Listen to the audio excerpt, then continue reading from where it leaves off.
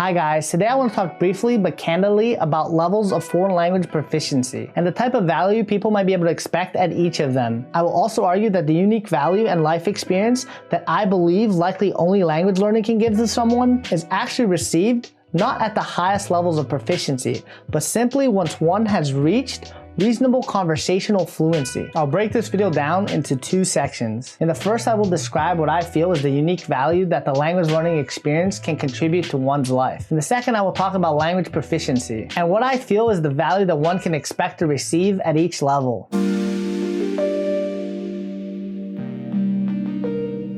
First, I just want to touch on the fact that although there are some people in the Migaku community who are currently learning English, that we currently have primarily an English-speaking audience, which means a few things. The majority of this English-speaking audience, from experience talking with them, is not actually learning a language because of need. Mostly they are learning because of interest. Now, in the future, of course, I plan on also helping those people who are currently working on learning a language to open up new roads and financial opportunities in their and their families' lives. These people's needs are very near to my heart because of the background I have. And I know that for these people to really get the most out of their language learning will greatly benefit from striving to reach the higher levels of fluency and having the economic benefits that language learning to a high level can provide available to them. But even when considering those people with real economic needs to language learn, who really need language learning for the tangible benefits that it can provide them, there are some intangible benefits that I believe the language learning experience will provide to everyone who sticks with it. And I feel that the primary and unique value in life experiences that one can get from language learning become available to them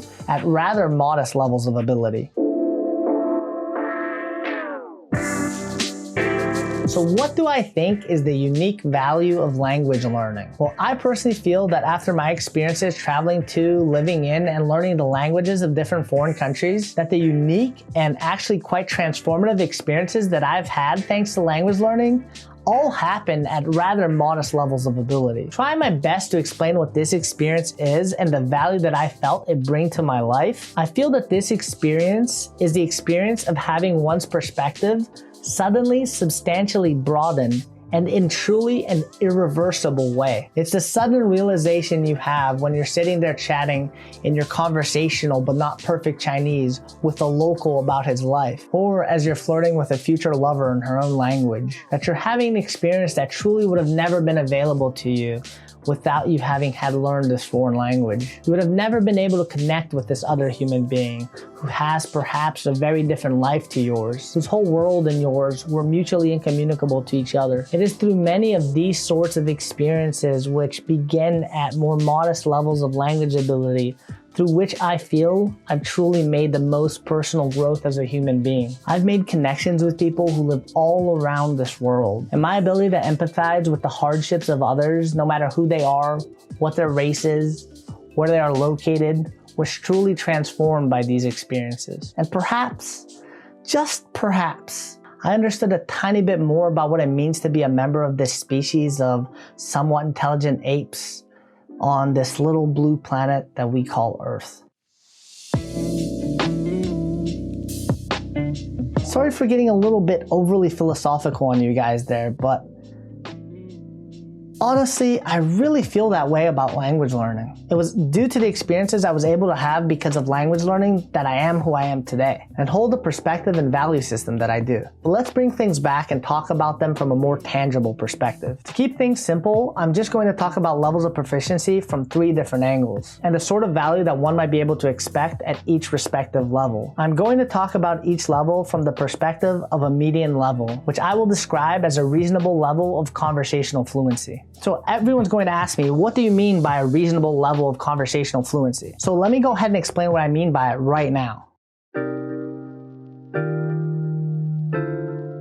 What I mean is that you have a reasonable amount of vocabulary that you can use and understand, and by which you can always generally find a way to kind of say what you want to say. Even if it means making a lot of compromises about how you say it. Even if it means making a grammar mistake here or there. And even if that means using a word out of place on occasion. You are able to communicate, and usually pretty well. You can explain around what you need to explain around, even if your explanations aren't always the easiest to understand. And you can generally understand what's being said to you and normally identify all the words that you don't understand. And although, of course, course, there will be considerable time in a conversation spent explaining a word to you here or there. You're at a level where you can improve your language abilities just by having a chat with people and being curious about them and the message that they're trying to communicate to you. You can read pretty much whatever book you want to read with considerable trouble, mind you, and the decently heavy use of a dictionary. But if you stick to content that you're pretty familiar with, you're actually becoming quite comfortable reading. So generally, that's what I mean when I say a reasonable level of conversational fluency. So let's split things up and talk about what we can expect at a level lower than, equal to, and higher than this sort of conversational fluency.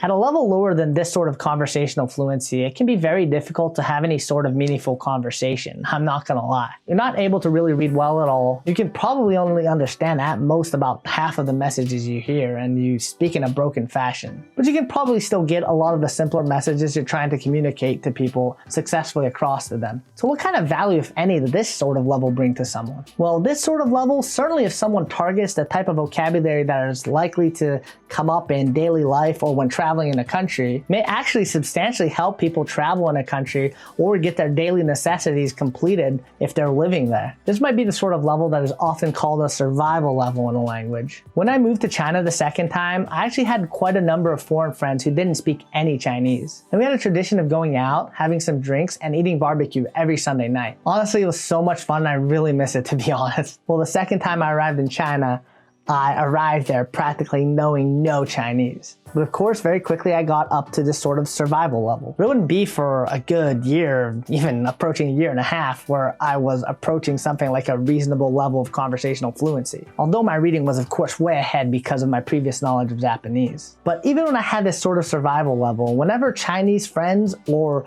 Chinese-speaking expat friends weren't with the group, I was always the one in charge of explaining to everyone what was available and ordering the drinks and food, as well as just generally talking with the waitresses. So I can say that there was definitely a decent level of tangible value that I got even from that level of language ability. With every small improvement in my Chinese, I felt my life in China get easier and easier, even before reaching conversational level. I will say though that I couldn't really make any meaningful kind of connection with Chinese people who couldn't speak English at this point of the process.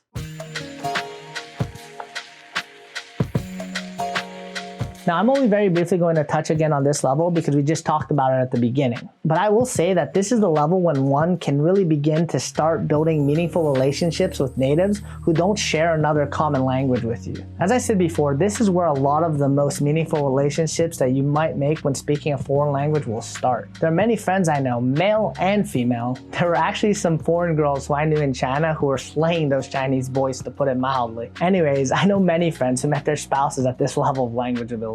And perhaps, defying statistics, they're all currently still together. This is also where the first sorts of economic opportunities might start opening up due to your foreign language abilities as well. I personally know of a few companies that prefer to hire people with moderate levels of language ability over those who had none at all, because an employee who is better able to take care of themselves is preferable to a lot of companies. And once you reach this sort of level is when you'll begin to benefit a little bit from this.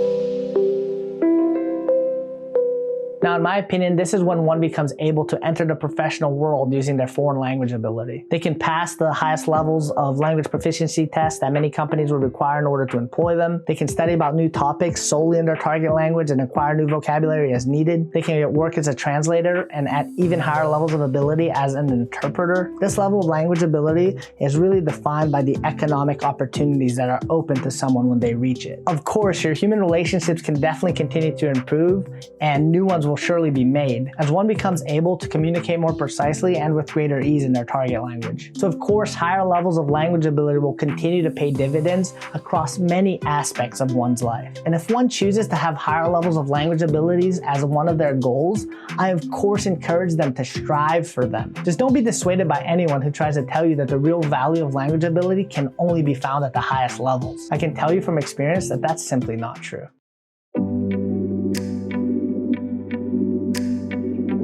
Well, that's it for today, guys. I felt like I had to make this video because I've previously seen this undercurrent that tells people that they should undervalue their accomplishments in their target language. My experiences have shown me, and I truly believe that there is a great amount of personal growth that can come from each and every step of your language learning journey. So be wary about anyone who tries to tell you otherwise, and be happy about each and every improvement you make along the way. Potentially transformative and life-changing experiences through language learning are much more accessible than you might think.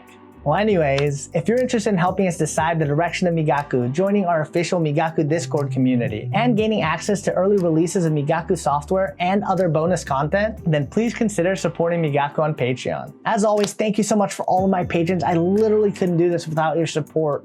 And of course, a shout out to the $1 Leech tier. The Leech Pit thrives because of your contributions. Thanks, Leeches. If you need support with an issue you're having or would like to join the Immerse with Migaku Reddit community, you can find those links in the description below. If you would like to win free special VIP access to the official Migaku Discord community and Migaku software projects, then please subscribe to the channel and leave a like and comment on this video. I choose 10 people at the end of every month to get a free behind the scenes look at the community we're building, and that number will be increasing as new Patreon milestones are reached. Thank you so much for watching, and I hope you found some value in today's video.